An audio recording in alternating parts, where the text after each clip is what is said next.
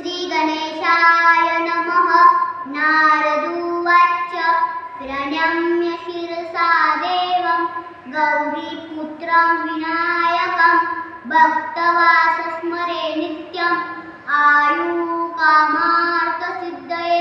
प्रथमं वक्रतुण्डश्च एकदन्ताय द्वितीयकं तृतीयकृष्णपिङ्गाक्ष गजवक्त्र चतुर्थकं लम्बोदर पञ्चमश्च षष्ठविकटमवच सप्तविघ्नराजेन्द्र वर्णं तथाष्टकं नवं भालचन्द्रश्च दशौ तु विनायकम् एकादशो गणपति द्वादश तु गजानन द्वादश शैतानि नामानि त्रिसन्धये पठेन्नरः न विघ्नभयस्तस्य सर्वं सिद्धिकरं विद्यार्थी लभते विद्या धनार्थी लभते धनं पुत्रार्थी लभते पुत्रं मोक्षार्थी लभते